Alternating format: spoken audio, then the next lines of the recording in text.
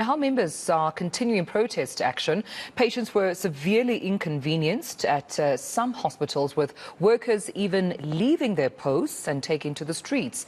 eNCA's Nqobile Madlala on this issue is in Pietermaritzburg for us and tracking events there as well. Nqobile, we spoke to Nqobile out here in Johannesburg, you and Pietermaritzburg, and still issues around, the demands made by how members still stand, because clearly we could see that protests continuing today.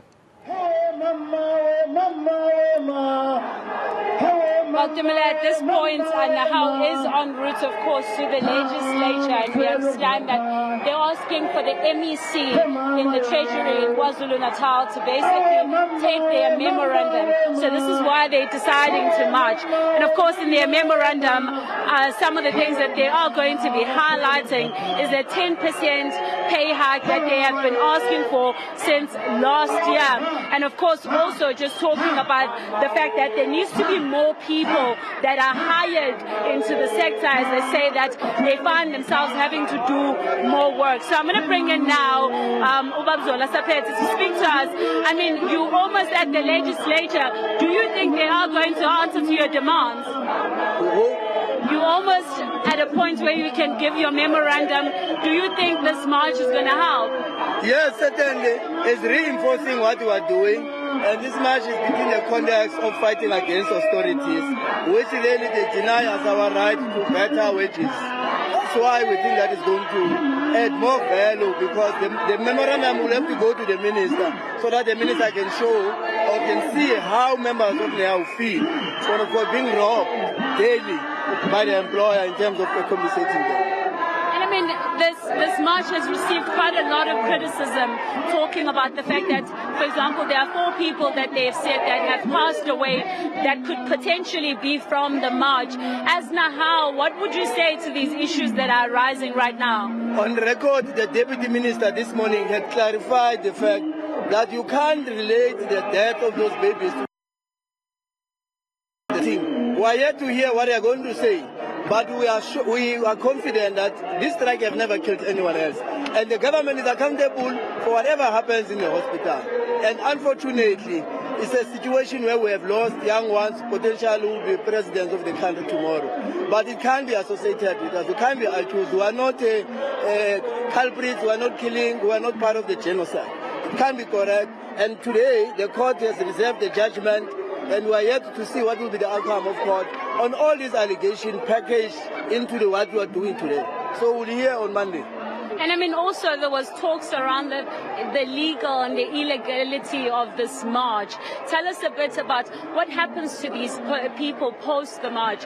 Will we find that maybe they'll have issues saying that this march was illegal? The march is legal.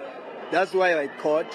And the Judge President of Gauteng, who will deliver his judgment on Monday. Let's all wait and see and hear what he says about that. But of course, the courts are not on our side, because they represent a particular class in society. And unfortunately, that class is not the class that carries our interest. So I have to see, as you know, that we have appealed twice, judges against us. We are going to read this one, but ultimately we will stop at Constitutional Court. And does that then mean that we will see more and more of these marches until you guys get what you're asking for? There's no turning back. There's no turning back. We're out. The only thing that will bring us back is when we're given what we want.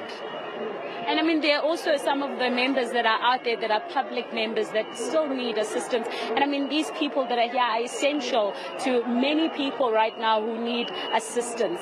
What would you say to the people that are out there that need you back in hospital? It has been in our interest to serve our people coherently with our strike.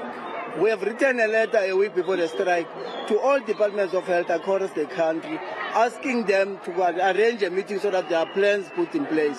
We are happy all of a sudden now, only yesterday, that they've realized that we were correct at the beginning. So in most provinces, leadership of health together with UNAO have met. They have put some contingency plan so that as and when communities come to hospital, they are attended, but also allowed those to exercise their constitutional right, because they have a right to strike. All right. Thank you very much. A right to strike, as you can hear there, Nqobile. They're saying that there are some people that are currently being attended to, and of course, some of these hospitals.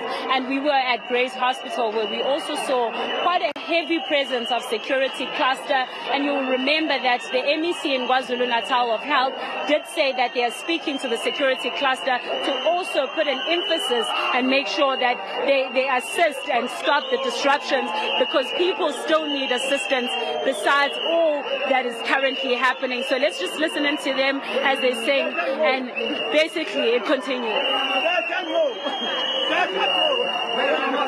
Thank you so much, colleague Nqobile Madlala, out for us in Pietermaritzburg. You can see there how members still protesting, still demanding for the memorandum of demands to not only be acknowledged but to be adhered to. They want that 10% wage increase, and they're not letting by. This is part of, course, accusations by the government, particularly the Department of Health, saying they see a direct link of deaths with this particular protest. Quite a number of hospitals, big hospitals, being affected by the strike, not only in Pietermaritzburg, in parts of Johannesburg, but also seeing there that members not letting by, still protesting, still demanding for their demands to be met. So we'll continue to track those developments, and all our thanks to Nqobile Madlala for bringing us this update out in KwaZulu-Natal.